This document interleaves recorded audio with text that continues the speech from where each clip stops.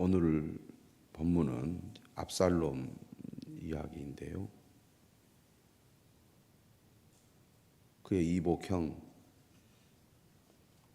다윗의 큰아들 암논은 왕이 될 만한 자격이 없다고 볼 수 있습니다. 그러한 범죄로 이미 다윗이 크게 화를 냈기 때문에 암논은 왕이 될 수 없었을 것입니다.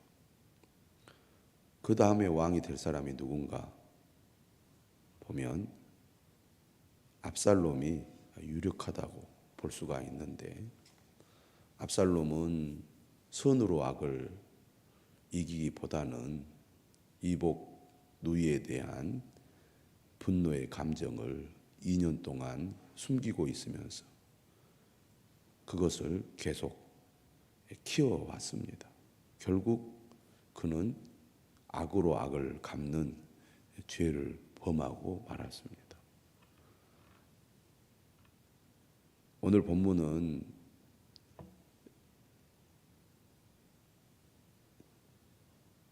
압살롬이 만약에 악으로 악을 갚지 않고 선으로 악을 이기는 삶을 선택했다면 그의 미래는 달라지지 않았을까, 그런 생각을 해봅니다. 특별히 압살롬의 외모에 대한 말씀이 오늘 본문에 나오는데요.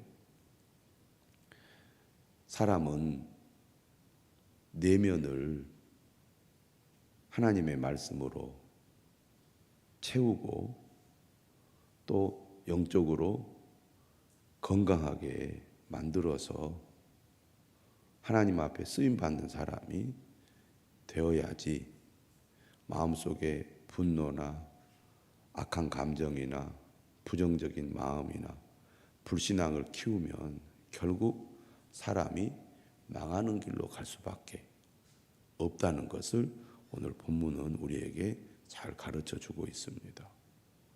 사람은 겉만 보고 판단하기가 쉽고 또 자신의 외모만 또 외형의 것만 가꾸려고 꾸미려고 노력을 많이 하는데, 하나님은 어떤 분이십니까? 하나님은 마음의 중심을 보시는 분이죠.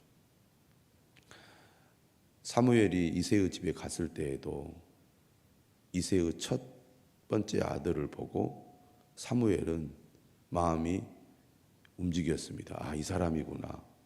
그만큼 외모가 출중했다는 거죠.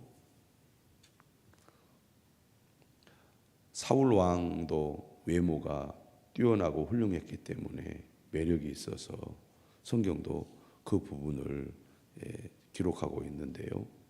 그만큼 사람들은 외모를 중요하게 여기고 또 외모를 보고 판단을 하는 경우가 많은데, 하나님은 다윗을 선택할 때도 사무엘을 통하여 사람은 외모를 보거니와 나는 중심을 본다는 말씀을 하셨던 거죠. 오늘 본문에도 보면 압살롬은 매우 뛰어난 외모를 가지고 있는 사람이었습니다. 외모가 뛰어나니까 외모를 가꾸는데 신경을 더 많이 썼겠죠. 그걸 알 수 있는 것이 그의 머리털입니다. 우리가 외국 배우들, 남자 배우들 머리를 멋지게 긴 배우들을 보면 매우 매력적이고 멋지다는 것을 느끼는데요. 머리를 길어서 관리한다는 게 얼마나 신경을 많이 써야 하는 일입니까? 그런데 압살롬은 이처럼 아주 매력적인 머리털을 가지고 있어서 압살롬을 보는 사람들마다 압살롬에게 매력을 느끼죠. 정치인이 가져야 할 덕목이 여러 가지가 있지만 대중들 앞에서는 정치인들에게 외모는 매우 중요한 역할을 합니다. 외모가 얼마나 호감이 있는가, 또 얼마나 매력적인가, 이러한 것들이 대중들에게 매우 호소력 있게 다가가기 때문에 예모를 가꾸는데 신경을 많이 쓰잖아요. 그런데 정말 존경을 받고 인정을 받으려면 그 내면이 중요하다는 거죠. 외모를 가꾸는 데는 노력을 많이 기울이면서 내면은 병들어 있거나 잘못되어 있다면 결국 그 사람에게 유익이 되지 않죠. 예수님께서도 중요하게 여기고 강조한 것이 결국 그 사람의 내면이거든. 겉으로는 멋지고 반듯해 보이는데 속이 썩어서 병들어 있다면 본인도 불행하고 주변 사람들도 불행하게 합니다. 그래서 내면을 하나님의 말씀으로 새롭게 하고 변화시키고 가꾸는 것, 이것이 중요하다는 것입니다. 우리가 신앙생활을 한다는 것은 무엇보다도 우리의 내면을 훈련하고 변화시키는 거잖아요. 사람들은 돈을 얼마나 많이 버느냐, 얼굴이 얼마나 잘생겼느냐, 직업이 얼마나 좋으냐, 세상에서 어떤 지위를 가지고 있느냐, 그런 데 관심이 많습니다. 정작 자신의 내면을 가꾸는 데는 소홀히 하는 경우가 많죠. 그러다 보니까 돈이 많아도 자살하고 사회적인 지위가 높아도 자살하고 머리가 좋아도 자살하고 내면 관리가 안 되니까 삶을 포기하는 일들이 오늘 이 시대에 얼마나 많이 있습니까? 그런 의미에서 내면을 잘 가꾸는 것이 중요한데 압살롬은 교만한 마음에 분노의 마음까지 그 안에 가득 차서 결국 살인을 저질렀고 아버지를 피해서 2년인 동안이나 그가 도망을 가야 했습니다. 그런데 요압의 기지로 압살롬이 다시 예루살렘으로 돌아올 수 있도록 길을 열었고 다윗 왕은 요압의 계략을 알고 압살롬을 예루살렘으로 들어오게 합니다. 오늘 21절에 요압에게 이렇게 얘기하죠. 다윗 왕이 내가 이 일을 허락하였으니 가서 청년 압살롬을 데려오라. 요압이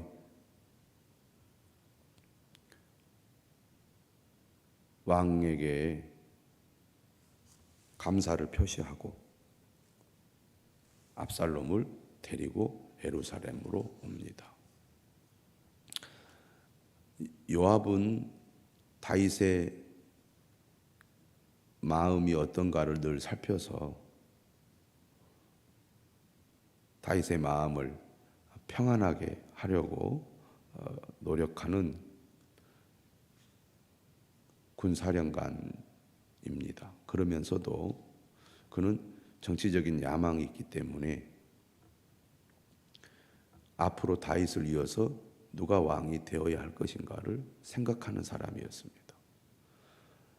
암논도 그렇고 압살롬도 그렇고 헤브론에서 태어난 다윗의 아들입니다. 그러니까 요압은 헤브론 출신이지요. 유다 지파니까. 그래서 어떻게 보면 요압의 정치 기반은 헤브론이라고 할 수 있습니다. 그런 의미에서 압살롬을 왕께로 어떻든 복귀시켜서 정치적인 이제 복귀를 시키는 거죠.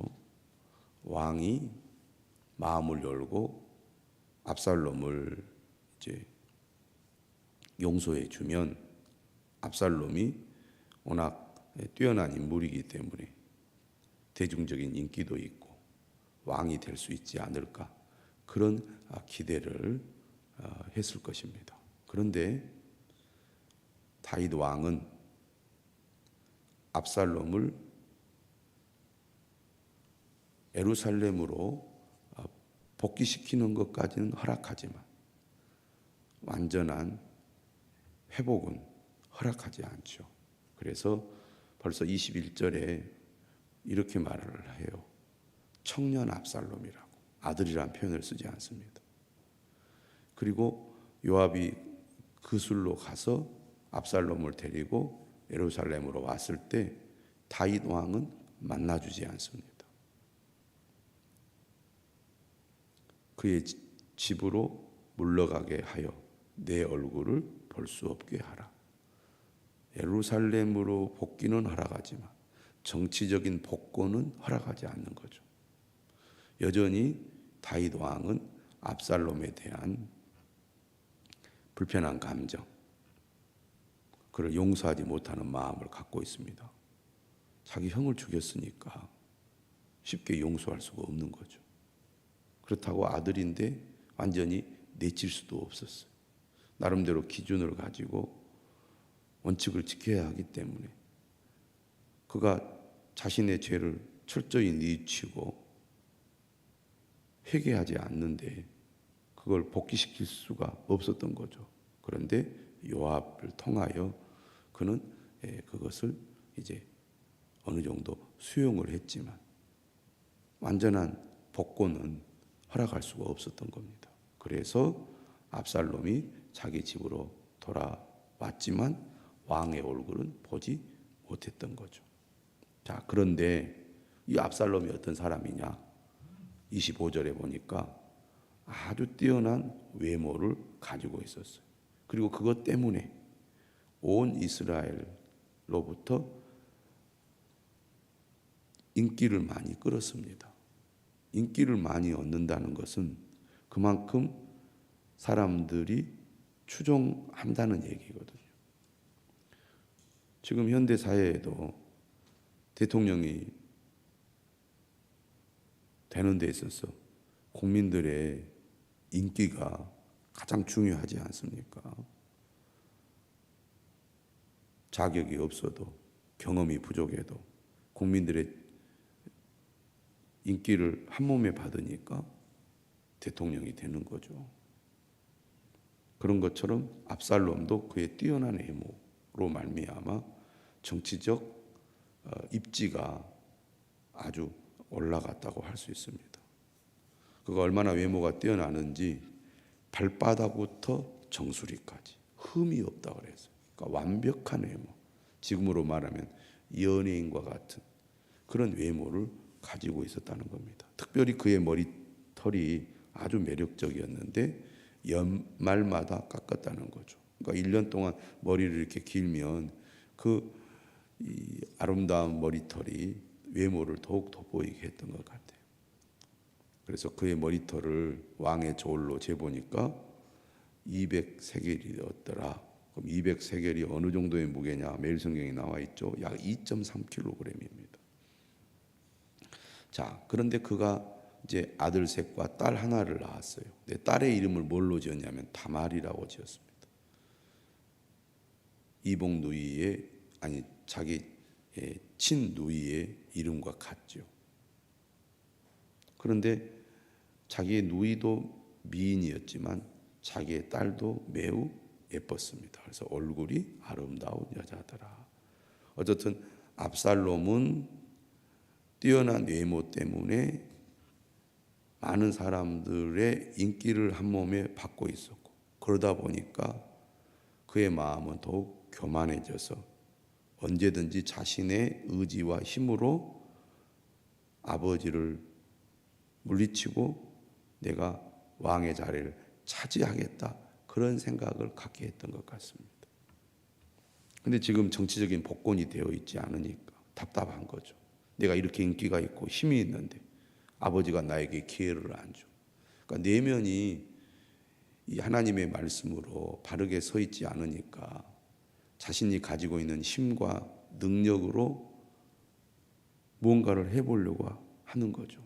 그런데 지금 상황이 그거를 허락하지 않으니까, 그렇지 않아도 마음에 분노의 감정이 남아있고 나는 떳떳하고 잘못한 것이 없다, 이런 생각을 하고 있는 상황이라 지금 이 요압이 자기를 데려와서 무려 2년 동안 지금 어떻게 보면 이 가택연금처럼 예루살렘에 갇혀 있는 거잖아요.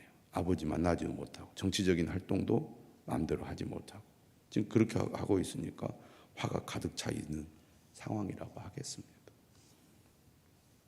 그래서 압살롬이 요압을 이제 부릅니다. 요압이 자신을 예루살렘으로 데리고 왔고, 그런데 왕을 만날 수 없으니 요압을 통해서 왕을 만나서 관계를 회복하려고 한 거죠. 그런데 안 와요. 불러도. 왜 안 왔겠습니까? 요압은 지금 다윗의 의중을 너무나 잘 알고 있기 때문에 지금 다윗 왕에게 압살롬을 복권시키도록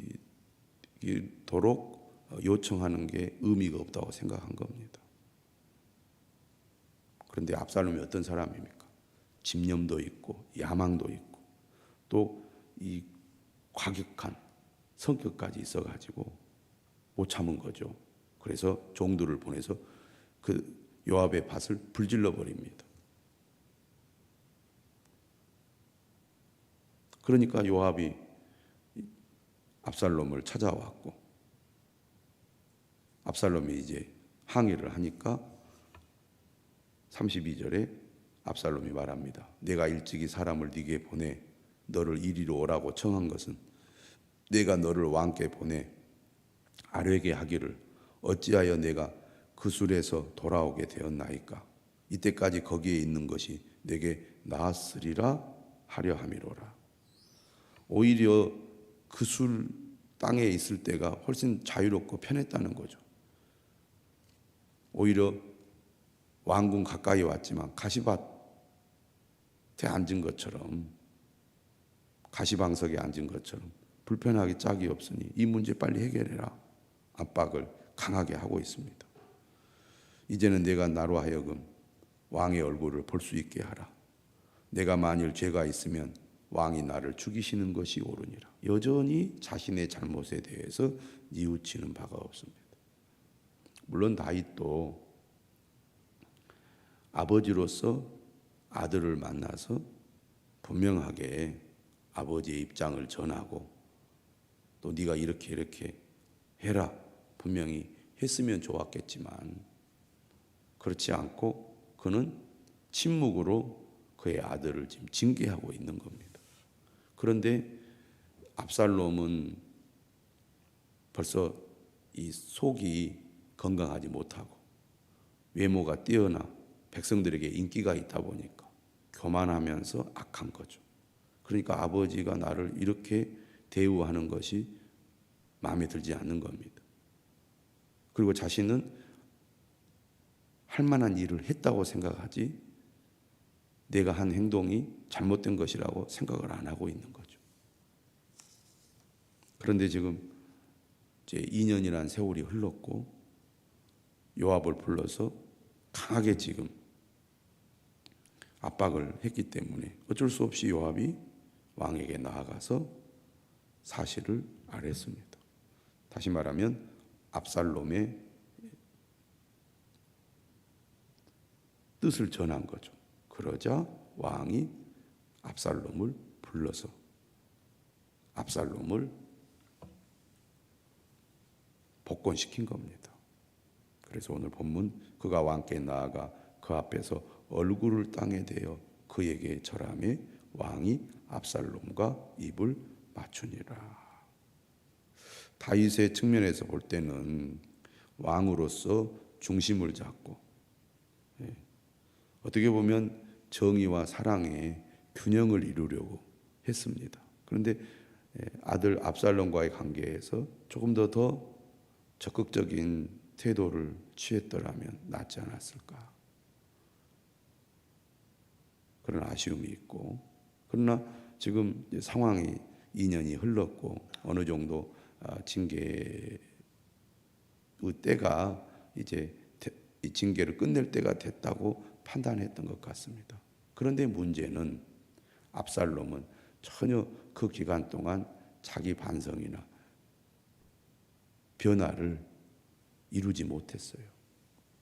겉만 번지르하지 속은 여전히 병들어 있는 잘못된 상태라는 거죠. 결국 그러한 상태에서 그가 가는 길은 결국 나라를 망치고 자신도 죽는 길로 갈 수밖에 없었을 것입니다. 안타까운 일이죠. 오늘 본문 25절에서 27절의 말씀을 통하여 압살롬의 준수한 외모를 부각시키는 것은 이처럼 외모가 뛰어나도 내면이 다듬어지지 않으면 결국 그 자신에게 유익이 되지 못한다는 것입니다. 오늘 우리도 마찬가지입니다.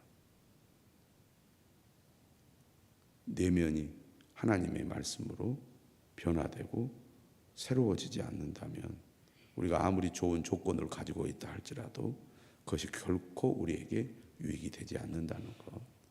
마음의 분노, 부정적인 감정, 불신앙, 악한 생각들을 가지고 있다면 우리가 하나님의 말씀을 듣고 회개하고 돌이켜야 하겠습니다.